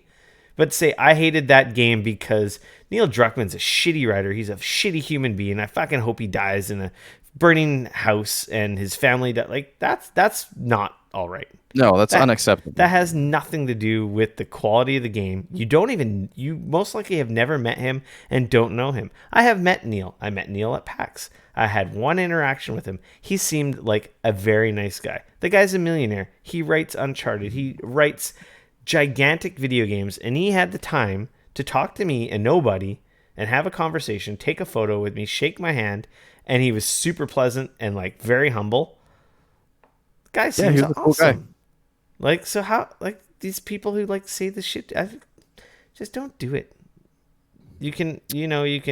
That's the thing, right? When you're anonymous on the internet, people think they can get away with anything, right? Yeah, it's so. I just wish there was consequences, because then the shit would go away. Like if you're held accountable for the shit you said and did, this would go away, because they know they can hurl these stones from their, their little glass houses with no repercussion. It's like, yeah. Anyway, hopefully that shit doesn't ruin it for these people. I don't think it will, but like it's got to be like annoying, stressful. Yeah. Oh, for sure. It's gross. Be better, humans. Be better. Yes, be better. Spread love. Keep hate to yourself and flush it down the toilet. That's the thing. Like you'll always get upset and complain about stuff. Go on the internet. God damn, fuck you, Time Warner, AT&T, my internet sucks, you suck, blah, blah, blah. But you'll never go like, man, my TV and internet's been great. Or my, Nintendo's awesome. Or my car is great and it works. Or my clothes are awesome and my house, few people do go out there and spread positive stuff, like, and happy-go-lucky type messages. But that's far and few between. It's so much quicker to be negative and hateful and, criticizing with no effort. Sure. Like, what I do is like, I'll get upset about something. I'll start typing it on Twitter or Facebook or whatever. And then I'll read it again and I'll be like, do I really need to send this? Will this add anything to anyone's day? Is there anything positive of this message being out there? And then I hit delete. Because I'm like, I didn't need, but I got it out. I typed it out. I was all, right? You type it out or write it out. Type it out, and then, it's done. And then when I read it, I'm like, man, you're a fucking idiot. Why did you even think that? Like, why would, again, I'm talking about, I'm nowhere near level of this discourse or like idiocy that these guys are doing. It's just like angry about something snotty first world problem shit. And I'm like, that's dumb. Delete. Yeah. I wish everyone was more like that. Be helpful. This next story from GameIndustry.biz: Sony considering a bid for Digital Extreme owner Yeah, I think it's Leiyu. Liu. I believe they're a Hong Kong company. So Sony Corporation is reportedly weighing up a bid for Leiyu Technology Holdings. The news comes from Bloomberg Business Week, which cites an anonymous source close to the matter. People close to the matter. Once again, who suggests this could spark a bidding war for the Chinese games company. The Hong Kong listed Leiyu owns Warframe developer Digital Extreme and UK studio Splash Damage. Those are both good studios. yeah. Among others. It is also working with Amazon Game Studios on a Lord of the Rings MMO. Sony said to be working with a financial advisor on a potential offer for Leiyu, Bloomberg reports. This news prompted a 9.8% increase in share price. Oh, jeez. Of course it did. Everybody's got to get on board. Anyway, yeah, it seems like this is the move. Everyone's studioing up. Well, Like a lot of people criticize Microsoft, and we have, but not as blindly, I don't think. Like, we know Microsoft's challenges, they need more studios to make more games, right? But you can't yeah. make studios, and you can't make experienced studios out of thin air. So No. Building a studio is expensive building and a time studio is consuming. super expensive, takes years, and to get the pipelines for production and all that talent to just even get something off the ground with like a new group, that just seems like such a daunting task. So the move is you buy studios. Sure. So Sony has all their studios tapped out, making all their fantastic IPs. So clearly they must have some new stuff they want to make, or they just want to strengthen their hand by adding a couple more studios that are definitely capable at making great games. Yeah. I mean, So Splash Damage, their last game was the Gears Tactics, right? That was them. that was them. Okay. Yeah. So I mean, like that was a great tactical, like fun game. And Warframe is Obviously like a huge Warframe. I Warframe's a big success on its own right.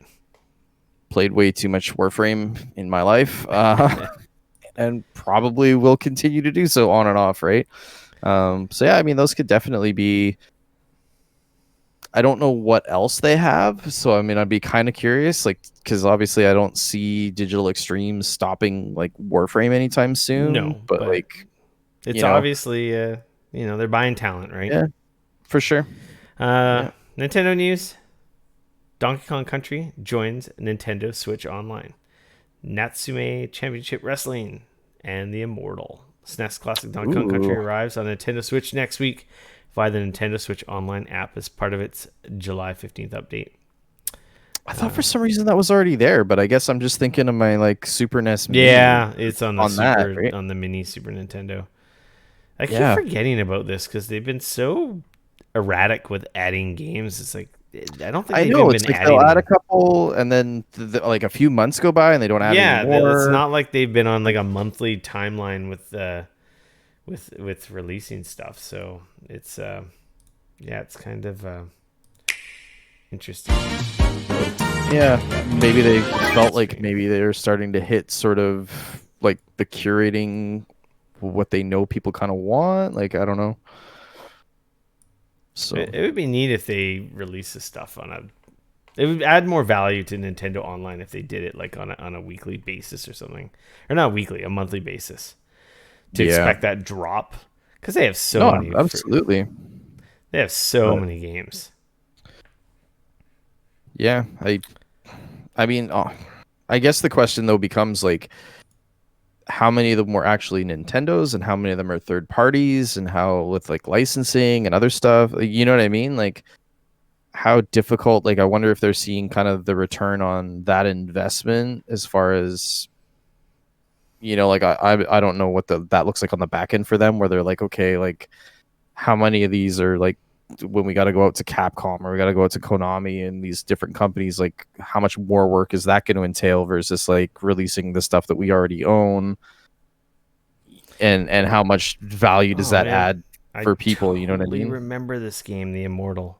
Sorry, I embedded in our stream a video of the tweet from Nintendo showing the three different games. I totally Oh played this man. game, The Immortal. forgot about it. Like super, super familiar. Like I remember playing that game. Anyway, So um, moving along. Xbox news. Microsoft finally dropped the bomb. They're gonna hold their game showcase on July 23rd. The story from GameIndustry.biz from Rebecca Valentine once again. Microsoft has announced a date for its previously teased Xbox Series X Summer Games event, July 23rd. And this was rumored. I'm pretty sure we talked about it. I think. yeah, it was rumored, but it hadn't been firmed up yet.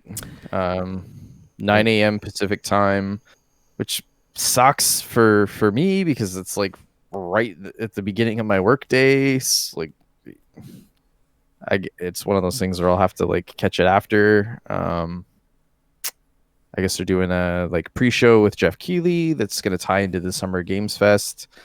So I mean, I'm hoping that this is going to be their big. We want to see it. You know, this is where they're supposed to show Halo. They're supposed to kind of show their hand and Yeah, like what. so though not explicitly said in this announcement, this showcase seems likely to be focused on internal Xbox Game Studios titles for the Xbox Series X, as teased by Xbox Games marketing general manager Aaron Greenberg back in April. Yeah, it better be good after Sony's coming out party for the PS5. They better have some bangers in this, man. Oh yeah, I mean, This is the first time also that Microsoft has gone after Sony. Yeah, I mean, like you would think that with that in mind, like they're like, okay, well, we need to knock this one out of the park. Like we've seen what Sony has showed. Now it's our turn to. They need to knock it out of the park. Rip down the stands, murder the audience, and blow up the whole city. Like they just have maybe not murder the audience, but okay, protect them all from the nuclear bomb they're going to drop on everyone with amazing announcements. I mean, the question that I have is like, do they announce a date? You think with this? This is the chicken game going on with. I'm not saying they announce a price necessarily, but you think they announce? I think it's all the date and prices. Like, you don't think you can announce a date without a price? It would be weird. I agree. I don't think anyone has ever announced a date without a price in the past. I agree, but in the past we've had launch dates and prices by now. Like, right? Yeah. So, like, I don't know. Like, to me, I feel like it would be kind of a huge. I mean, I don't know. I guess if they're still waiting for Sony, hoping that they're going to like release a date and a price, like how far do you push that? Like at some point, you got to start getting pre-orders and stuff. And I feel like they're already kind of pushing it towards the end of July, August, like even for a November launch. At this time, 2013, I had both systems pre-ordered. I'm pretty sure. Yes. Because Sony announced pre-orders opened for the PlayStation and the Xbox One after, like, literally the day after E3, their press conferences. They were like, pre-orders open tomorrow. So, yeah. So we exciting. Absolutely... That's, what is the 23rd? It's a Thursday? Yeah. It's a Thursday morning at 9. So 2 weeks from when you listen to this podcast. We will probably delay that week's show for that. Would make sense. Most likely, that would make sense. Yeah, I'm excited. I look forward to seeing what they have. I want to see fucking Halo, man. Like, I want to see a new Forza. I want to see something to be excited about. As to maybe why I might spend $500 on a Series X. I really want to see them like blow up Halo. I want to see them like God of War it. I want to see them come out and be like, this is our vision. Like, you don't even play as Master Chief. This is our new vision for Halo. Like, I want to see that. I want to see like those guys kind of unchained. Because like, in my experience, in my opinion, the two best Halo games are ODST and Reach, and neither one of those you play as the Master Chief. So they're both very good games. They're also made by Bungie and not 343. Yeah, I mean, to be honest though, like Halo the other mainstream Halo games were also made by Bungie, and to be honest, I think they're not awesome either. So they are awesome. They're awesome for their time. They They're haven't okay. aged well. Just like, like Halo is a historic franchise for Sure. console gamers. Less so Yeah. for us on PC, but for revolutionizing first person shooters on console, it absolutely has. It's historic. But Halo is so far from where it was. It is a pale shadow in comparison of what it was in its height and heyday. That's what I So mean. I so we want to would see love, them. yeah, we want to see Yeah, I that want to see happen what again. like what does the 2020 Halo look like? Like what do they how do you go into Halo and go, okay, we got this cool fucking world. We've created this badass universe. We've got all these neat stories. Like the lore and all that in Halo is incredible. How do we make like how do we 2020 it? Like how do we kind of remove some of that like old gruff that's there and how do It we would make be this sweet. game new? Like that's what I would like to see. I Yeah, don't like I would really like to see it we've too. they've already showed off Master Chief. We kind of that's not to say you play as him. It's just you know he's already there, so we already know it's probably involving with him. Yeah. And I mean, Um, the way that the last game ended on a pretty big fucking cliffhanger, if they weren't to at least finish that out, I think there'd be a lot of people that'd be pretty choked. they'll finish it out. They have to. So, yeah, Anyway, couple more weeks, we'll find out. yeah, it's exciting. Um, Continuing Microsoft, this is kind of like a follow up to last week's story with 2K and game price Right. increases and whatnot. Uh-huh. I think this is kind of what brought this out or into fruition. Microsoft reportedly against publishers from charging for Series X upgrades. Platform holders said to be encouraging alternative models for those who don't want to engage with its smart delivery scheme. This story from James Batchelor at GameIndustry.biz. Microsoft has reportedly been telling developers and publishers they are not allowed to charge players who wish to upgrade from the Xbox One version of their games to Series X. That's according to sources speaking to Video Game Chronicle, which reports Xbox is encouraging companies to offer free next-gen upgrades either via its smart delivery initiative or their own scheme. Game Industry Biz has heard similar reports as we discussed on the latest episode of their podcast. Smart delivery allows consumers to buy a game once and play it across both Xbox One and Series X with their save data, achievements, and other information synced between the two versions. So far, 14 titles have been confirmed for smart delivery, including Assassin's Creed Valhalla, Cyberpunk 2077, and Halo Infinite. Meanwhile, EA has come up with its own dual entitlement scheme, whereas people who purchase Madden NFL 91 or 91, Jesus, that'd be sweet if we went back to 91. I'm in high school again, Oh boy. driving my old 80 Thunderbird.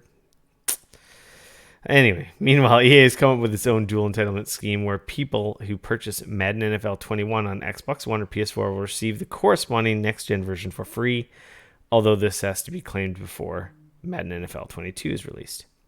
Right. Microsoft is also encouraging other offers such as cross-gen bundles, either physical or digital, where customers receive both versions of a game. This is the route 2K Games has taken, positioning the $99 bundle of NBA 2K for Xbox One and Series X as the Mamba Forever Edition. A Microsoft spokesperson told the site that developers and publishers ultimately decide how they deliver the games, and we work with them to provide the best possible experience based on their needs.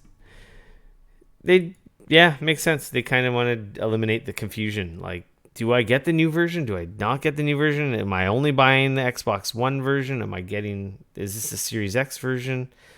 Because like with smart delivery, you can move back and forth, right?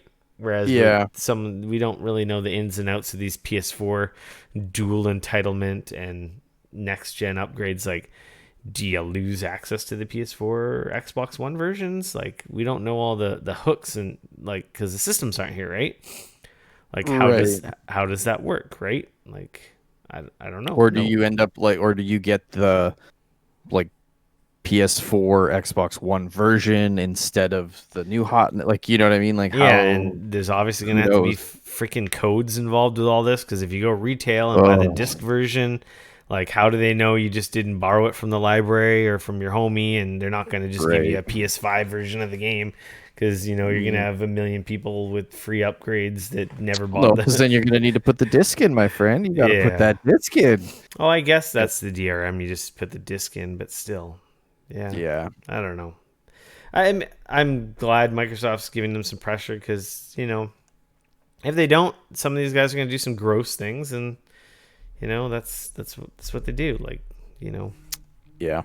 it was a very good point. I was listening to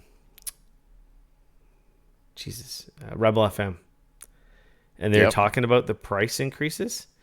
Yeah. And I was Arthur was listening to the saying same how, one. like, yeah, video games cost more money to make, but video games have also been more profitable than they ever have been with digital storefronts increasing profits on games. And And he brought up a good microtransactions. point in that, like, we didn't have all digital before. So, Nope. they're making more profit, and there are more ways to monetize in games. That the oh poor me, game dev is expensive. We need more money, so we're gonna raise price by it. At first I was kind of like, yeah, it makes sense. It goes up $10. At the same time, now I'm like, season passes. I buy my games digital, so you get all the money. There's no EB. There's no distributor. There's no three other hands that touched it before I got it.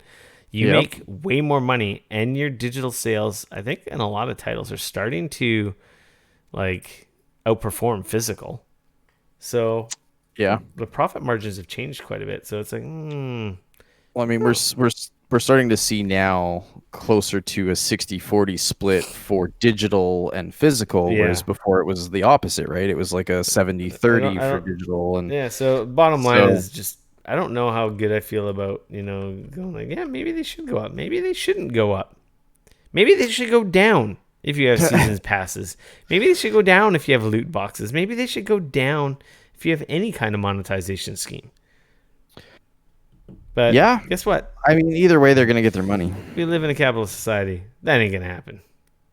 They've also been training people to be interested in paying more for their Yeah. games over the last while with all of the collector's editions and Oh, shit God. that they've been offering. I was You know, actually looking at the Destiny 2. I didn't know Destiny 2 had a collector's edition, the new one. And it actually comes with a cool statue. And I was like, of do I course want it that? does. Do I not want that? I'm a fucking idiot. $100. I've been playing. Yeah. I didn't mention it in what you've been playing, but I have been playing some Destiny because I'm an idiot. We're past that. Yeah. Nobody wants to hear about your Destiny It's Discord's fault. sickness. It's Discord's Yeah. fault.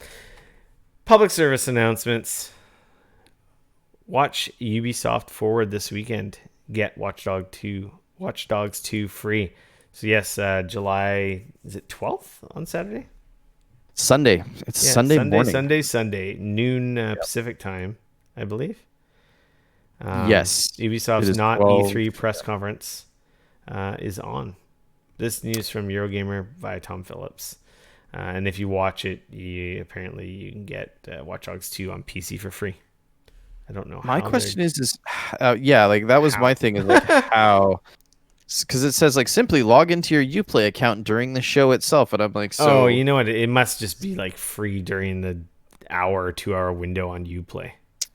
maybe, Or maybe it'll be the whole day or something. yeah, That seems to be the easiest way. You just log into Uplay, they get a bunch of new users, you get Watch Dogs. I liked Watch Dogs 2. I got it on PS4.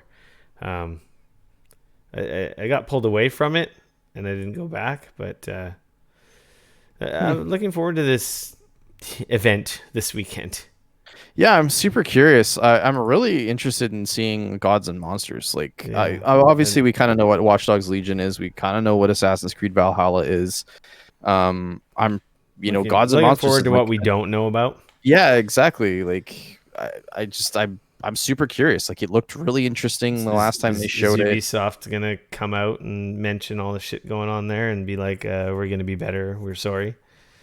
I almost feel like they're gonna have to say or at least Something. mention something. I don't know. It'll be interesting. Yeah. I look forward. I'm gonna be honest though, this whole everyone all over the place doing separate streams, it's I guess great for eyeballs, but it's like a super fail. I hate, like, Summer Game Fest means It nothing sucks. to me. It's It like sucks. it's just when is this? Oh yeah, something happened today. Oh yeah, something happened today. It's the messaging's been bad. Like everyone's all over the place with coverage, and yeah, Like I said before, man, with E3, it's like everybody's looking we in don't one need place. E3, but we need everyone to be all at the same place or on the same Right. schedule, or come up with like a calendar for a week of events. Sony, Microsoft, PC, indie, something else, and But everyone. not having E3 there to sort of wrangle all that shit together. Everybody's like, fuck it, we'll do our own thing. And that's exactly what we got now. And it's exactly what we've got Yeah, now. like, and then Summer Games Fest was touted to like unify all this stuff, and I don't even know No, what it's Summer Games nonsense. Fest is. It's like It's a just website it's that's got It's everything Jeff and Keighley in, like, I love Jeff, don't get me wrong, but it's like Jeff in his like office webcam streaming introductions to stuff. Like I really yeah, thought there pretty was much. I really thought there was going to be more involvement, and then it was going to be like Game Awards level of production and wrapped up and produced by him, and it's all over the place and varying quality, and the announcements have been very lackluster, minus the Sony thing, and now Xbox hopefully has an opportunity to do something big. Everything else has been very lackluster, so that's why I look forward to this Ubisoft thing. Maybe it'll be good. Like the EA Play was, that was a wet fart, and like. Yeah, that was not awesome. And I guess the Xbox is going to be the last thing to wrap it all up. And Don't we still have something happening from Square Enix? it And probably we're already also happened and everyone missed it. It was part of Summer Games Fest, you know. there's also a DC Warner Brothers event happening in August, which is apparently when Oh yeah. they're going to talk about their upcoming stuff, from Monolith and from Rocksteady and so on and so forth. So we hopefully will find out more about their stuff in August. But Yeah. like you said, like if there would have been an E3 this year, we would have learned about all this shit then, and it all would have been in one place. Moving along. Tune in, get So, Watch Dogs. Hopefully they'll show some cool shit. I have faith. Ubisoft's usually pretty good. Epic Game Store freebies this week. There's 3. yeah. Killing Floor 2, Lifeless Planet, and The Escapist 2. Yeah. So by the time you're listening to this podcast in podcast form, they'll be live. Not if you're watching live on Twitch tomorrow, Thursday. And Dane, that's it. That's all she wrote. That's the show. In the gigabits and in your ear holes. Episode 262. Yeah, that's a wrap. You can follow me on Twitter at Rick F No K RICF. You can always come hang out with me on Twitter at Dane Cody at DAYNECODY. You can catch a show live on Wednesdays, 8 p.m. plus or minus, twitch.tv/Geekoholics. Geekoholics. Thank you, all the Webammers, for raiding the channel. I think there's a few of you still in here because our numbers are a little higher than normal. We love you all. Yeah, we're a video game podcast. We're a video game talk show. So if you like what you heard so far, give us a follow.